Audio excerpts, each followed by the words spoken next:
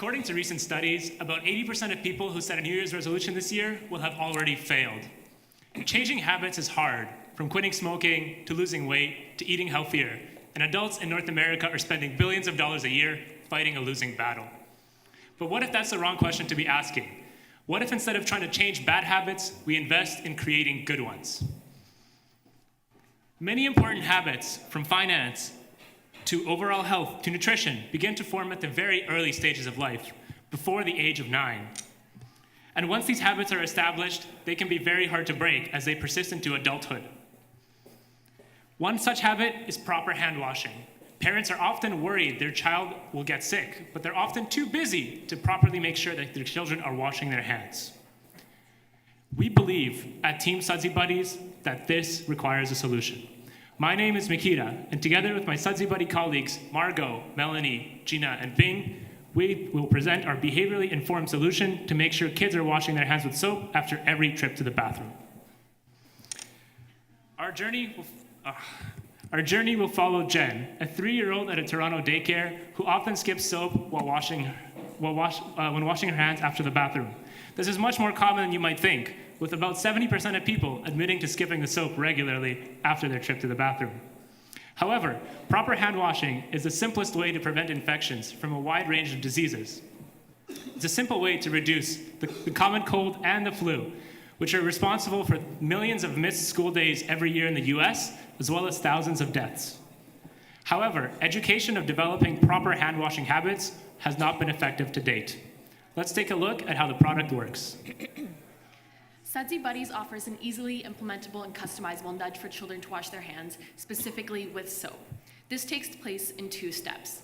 First, as Jen walks up to the sink to wash her hands, a motion sensor turns on a pair of googly eyes on an elephant on the mirror. These eyes then change its gaze from looking at Jen to looking towards the soap dispenser. In sync with this, an LED strip lights up along the trunk, again pointing Jen's stare towards the dispenser. The second step then takes place as she puts her hands underneath the soap to take some, and then turns on a color-changing LED star. This offers a positive incentive and reward for Jen. Now let's take a look at the behavioral concepts at play. The product works by first creating an initial decision point from the moment Jen finishes at the washroom. The moving eyes leverages our automatic response as social species to follow its gaze towards the soap dispenser. The use of eyes is deliberate and effective, as shown in a 2013 London School of Hygiene and Tropical Medicine study that shows that people are more likely to wash their hands if they believe that they are being watched, which is a form of social proofing.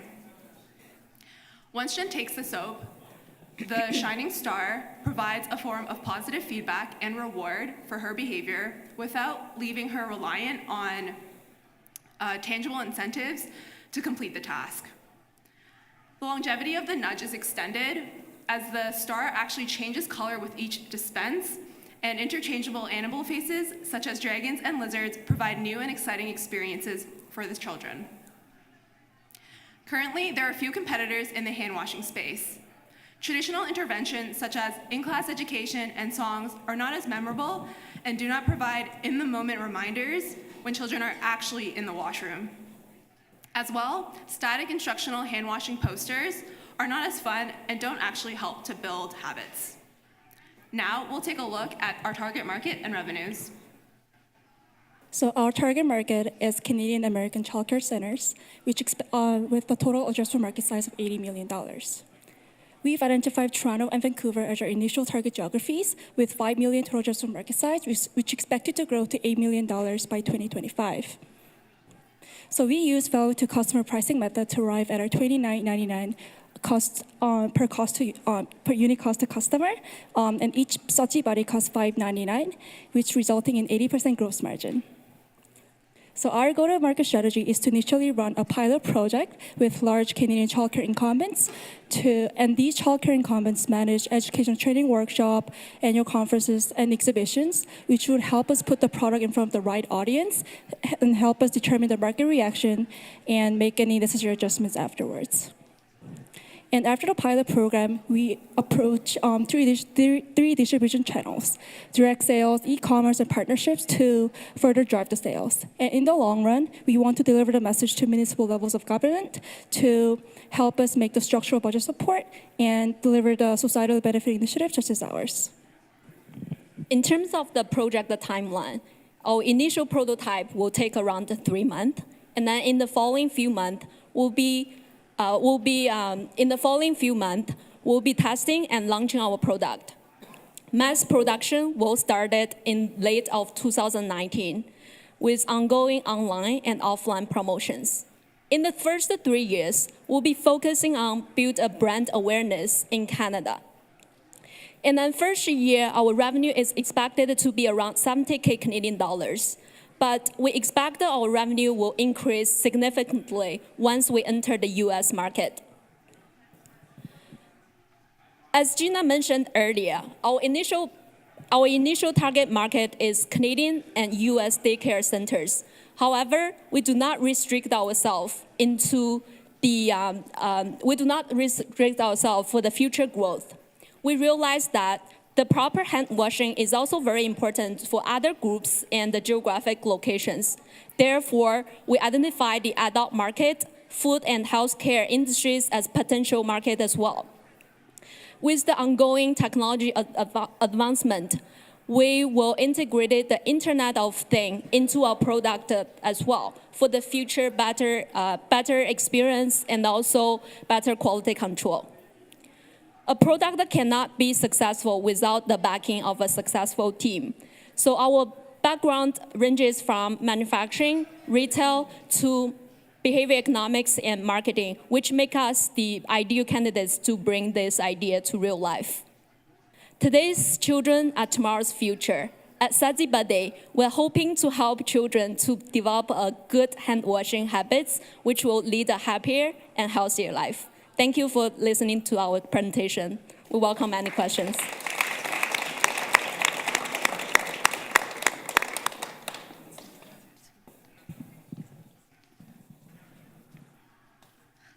I can go first. First of all, thank you. I've actually got 3 kids, so I know this is a real problem. I'm just wondering, like in terms of testing the concept, like with the elephant or the animal, my kids, when I bring them to Disney, the younger ones are actually afraid of like a lot of the characters, like Mickey Mouse, etc. So I was curious to know if you guys did any testing with children and their reaction to suddenly seeing an animal appear in the mirror.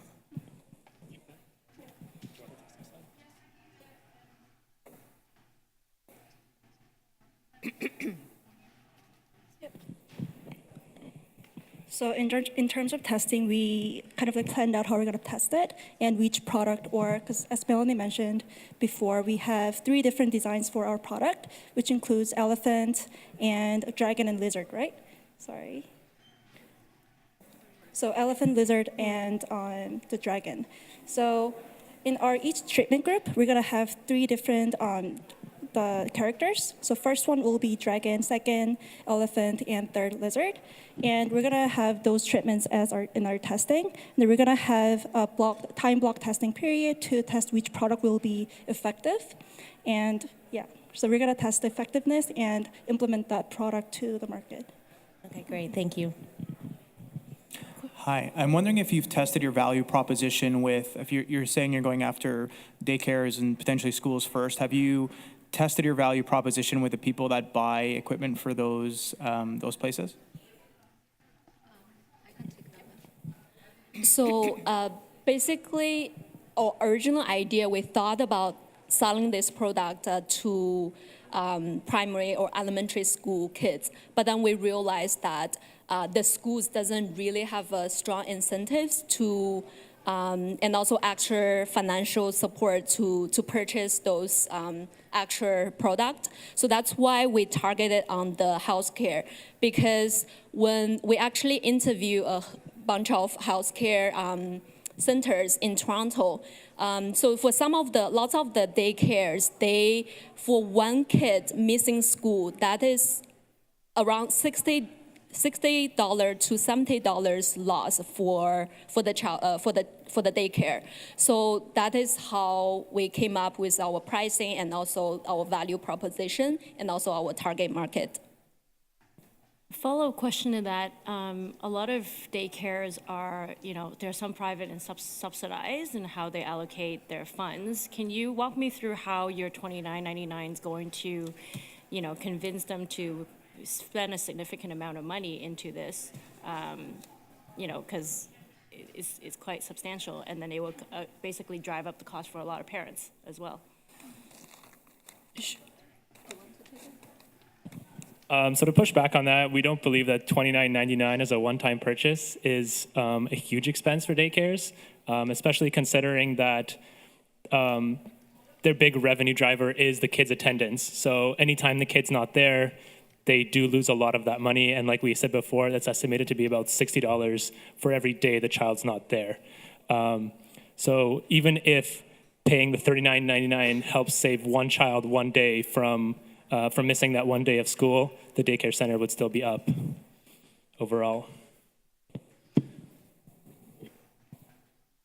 It's not so much a question, but an observation. So I'm sure you've experienced this in workplaces that you worked at, that you've probably seen colleagues with less than ideal hand washing hygiene. So I was wondering, why don't you just flip this around and actually perhaps target corporations? I mean, it's my understanding that the way that the rents work is that this is actually covered as part of the lease that companies pay. Because I'm like on my fourth quota or something, and I've tried everything, and I'm not blaming my coworkers, but I think that perhaps if they had better hand hygiene, I wouldn't be sick. Anyways, I'm just going to put that out there in terms of perhaps a target market that is much more feasible for your product and maybe willing to pay the cost for your product.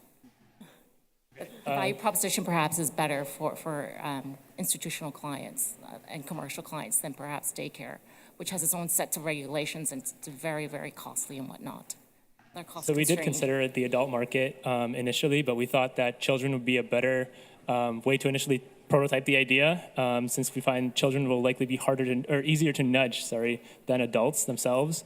But like we mentioned, we did consider expanding into the adult market, especially in areas like healthcare and food services, since we know that, for example, Canada has one of the highest rates of healthcare infections in healthcare in the developed world, and proper hand washing is one of the simplest ways to reduce things like that.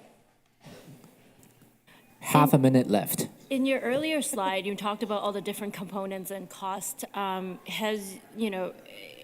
about maintenance and breakdown, and how have you addressed for actual sales force as well as the maintenance? What if it breaks down? Do they have to buy a new unit completely? Is it, do you have someone coming out to fix it? Does it factor into the cost?